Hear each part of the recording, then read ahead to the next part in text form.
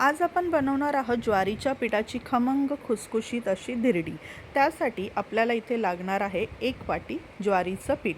कुठल्याही घरातल्या एखाद्या वाटीने वाटी सेट करायची आणि त्या वाटीने इथे ही सर्व पीठं मोजून घ्यायची आहेत। 1 वाटी ज्वारीचं पीठ, त्याच वाटीने पाव वाटी बेसन पीठ घेतलेलं आहे, पाव वाटी तांदळाचं पीठ, पाव वाटी रवा मी इथे घेतलेला आहे। तर आता हे जी सर्व पीठं टाकायची आणि त्यामध्ये 1 टेबलस्पून जिरं टाकून घ्यायचं आहे, 2 चिमूट इथे मी हिंग टाकलेला आहे, पाव चमचा हळद टाकलेली आहे, 1 टेबलस्पून मिरची पावडर टाकलेली आहे आणि त्यामध्ये आता चवीप्रमाणे मीठ टाकून घ्यायचं आहे। ही सर्व पीठं सुकी आता अशीच पहिल्यांदा मिक्स करून घ्यायची आणि ज्या वाटीने आपण पीठं घेतली होती त्याच वाटीने थोडं थोडं करून आपल्याला इथे पाणी टाकून घ्यायचं आहे आणि अजिबात गुठळ्या ह्या पिठाच्या ठेवायच्या नाही। थोडं थोडं पाणी टाकून आपल्याला डोशाला जसं पीठ असतं त्याप्रमाणे आपल्याला त्या कन्सिस्टन्सीचं पीठ आपल्याला इथे बनवायचं आहे।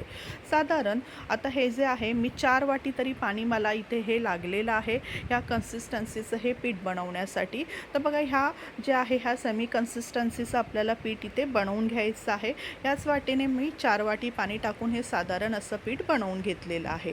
आता हे जे पीठ आहे ना हे आता थोडा वेळ आपल्याला साईडला ठेवायचं आहे आणि जेवढं आपल्याला धिरडी बनवायची आहे तेवढं आपल्याला काय करायचं थोडंसं साईडला काढून घ्यायचं आहे। आता इथे काही भाज्या मी चिरून घेतलेल्या आहेत, त्यामध्ये गाजर किसून घेतलेला आहे, बारीक टोमॅटो, कांदा, हिरवी मिरची, कढीपत्ता आणि कोथिंबीर इथे मी बारीक चिरून घेतलेली आहे। ह्या ज्या सर्व भाज्या आहेत ह्या सर्व भाज्या एकत्र मिक्स करायची नाही आहेत। जेवढी धिरडी आपल्याला बनवायची आहे तेवढं आपल्याला थोडं थोडं सर्व ह्यामध्ये टाकून घ्यायचं आहे। सर्व एकत्र मिक्स केलं ना तर ह्या भाज्यांचं त्यांचं पाणी हे सुटत असतं, त्यामुळे सर्व आपल्याला तर जेवढं आधी मला हे थोडंसं डब्यासाठी मुलाच्या टिफिनसाठी बनवायचं होतं म्हणून मी थोडंसं आधी मिक्स करून घेतलं। आता एक तवा घ्यायचा, त्यावरती थोडंसं तेल सोडायचं आणि आपण धिरडीसाठी जे पीठ आता मिक्स करून ठेवलेलं आहे भाज्या घालून ते थोडंसं एका चमच्यामध्ये घ्यायचं आणि साईडने बघा पहिलं बाहेरून असं सोडून घ्यायचं आहे आणि नंतर मग मध्ये सोडायचं आहे। मधला जो पार्ट असतो तिथे आपली हीट जास्त असते, त्यामुळे हे शेवटी पीठ मध्ये असं सोडायचं आहे।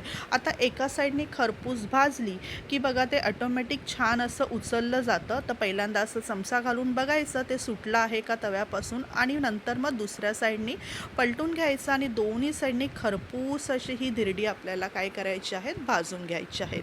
ही ना चवीला एकदम खमंग खुसखुशीत एकदम भारी अशी चवीला बनतात। तर नक्की एकदा अशा प्रकारे तुम्ही ही धिरडी बनवून बघा। दुसरं पण मी धिरडं इथे घातलं आहे, तर बघा असं हे दोन्ही साईडनी खरपूस असं आपल्याला भाजून घ्यायचे असतात। चव अतिशय सुंदर अशी लागते, हिरवी चटणी टोमॅटो सॉस बरोबर ही धिरडी तुम्ही खाऊ शकता। चवीला सुंदर आणि हेल्दी असा हा एक नाश्ता बनून जातो।